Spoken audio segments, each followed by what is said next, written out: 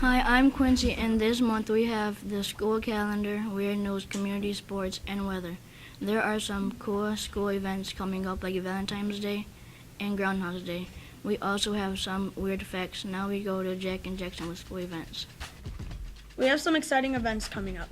First on the 2nd, we have Groundhog's Day. Next on the 14th, we have Valentine's Day. We also have Early Release Day on the 18th. And we also have no school on the 23rd. We have some delicious foods coming up this February. On the 2nd, aka Groundhog's Day, we have Old El Paso refried beans.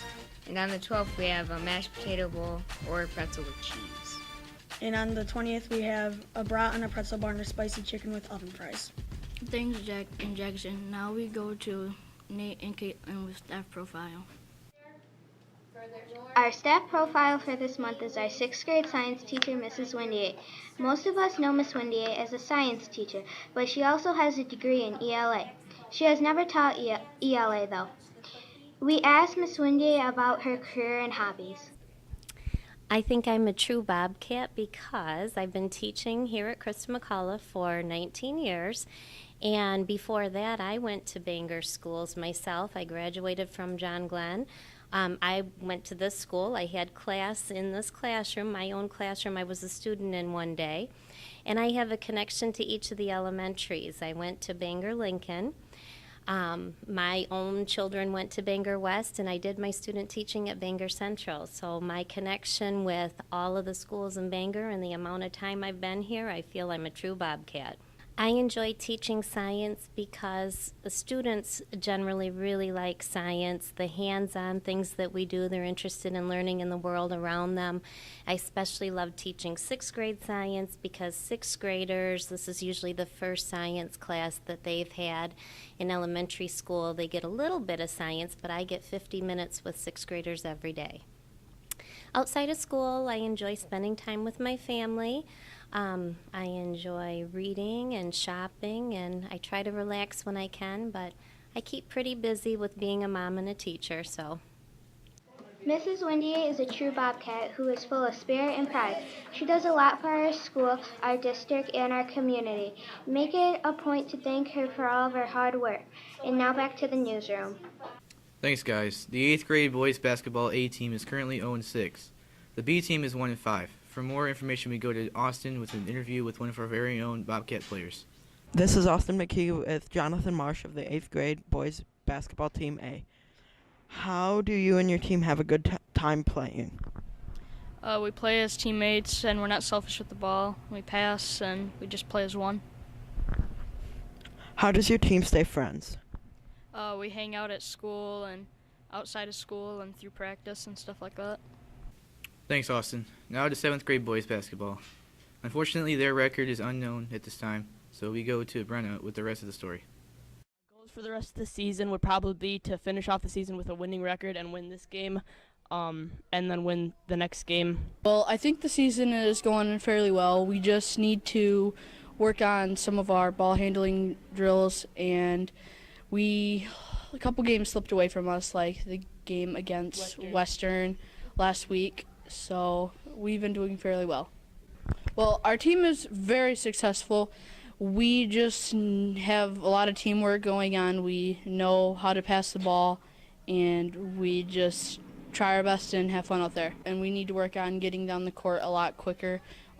We do pretty well, and everything else is just, like I said, we need to work on those small things. Thank you, Brenna. Swimming is come and gone, and our Bobcats finished the season with a record of 3-3. Now for an interview, we go to Isabella. The swim team started off the season very well, but it struggled in the middle with White Pine. Overall, the season was definitely one to remember. Now we go to an interview with Faith Nash and Marissa Lucas. My favorite meet was probably against Jefferson because it was really far away and we had a lot of team bonding, and it was really fun. I probably will be joining swim in high school because I do Sharks, which is a swim team in the summer, and as soon as that swim season is done, I go on to the next swim season, which is high school. And I hear it's really hard, but I have a lot of good friends on the swim team, and it will be really fun. The competition this season was really hard, actually, but we did really good. We have a lot of great swimmers on our team, and we wouldn't be where we are without them. My favorite meet was against Western. I think the competition was hard but easy. The CMMS swim team has been hard at work practicing at their events. CMMS competes in freestyle, backstroke, and breaststroke events. Plus, we also compete in diving events. The events take place at the John Glenn Pool. This season is currently over. They thank you for your support. Thanks, Isabella. We all like to have fun with some fun Michigan facts. We go to John and Alec for the update on some fun Michigan facts. Thanks, Evan. Today we have some fun Michigan facts for you. The state song is called Michigan by Michigan. Detroit is the car capital of the world. People that live in Michigan are called Michiganders. The state bird is the robin. The state of Michigan was founded in 1837. Michigan has the most registered voters. Michigan has approximately 40 ski resorts. Forests cover 52% of Michigan's land. Now back to the newsroom. Thanks, John and Alec. If you thought that was fun, here are some fun facts with Andrew and Thomas. Thanks. This month we have some insane stories for you. In Liverpool, England, 16-year-old John Deno was assigned a visual aid for his Holocaust project. Having no artistic skill, he recreated the major points of the Holocaust using Legos, earning him an A. Scientists have recently discovered that feeling cold is contagious, explaining why we feel cold if someone else says they're cold. 25-year-old Rory Curtis woke up from a coma after a car accident speaking fluent French and thought he was Matthew McConaughey. Doctors say he was fine before the accident, but he will be fine soon. Pizza Hut has recently told the press that for the Easter season they will have cream egg crust. 47-year-old Scott Leslie of Australia was saved from a deadly snake bite with his stormtrooper costume. The fangs were stopped by the armor. 10,000 people signed contracts to be paintball testers last month, meaning they will test whether a group of paintballs is perfect. Finally, in 2013, a hamster dug its way out of its grave, dying a couple days before. Oddly, it survived and was able to live. Now back to the newsroom. Thanks, Thomas and Andrew. A huge change is scheduled to take place at the Bay City State Park. So big, the park will look very different than it is now. Now with Rachel and Caitlin with more. A big change is coming to the Bay City State Recreation Area. About 540 ash trees are scheduled to get cut down. It's the largest in Michigan State Park history. The Friends of the Bay City State Park have announced interest in replanting trees. Co-chairwoman of the 2015 Garden Walk said the events are going to support replanting efforts. Make sure you show your support by visiting the splash park or going through the Saginaw Bay Visitor Center. Now back to the newsroom. Thanks, Rachel, for the news update around Bay City. Next, we will go and hear about the weekly snow predictions. For that, we go to Emma.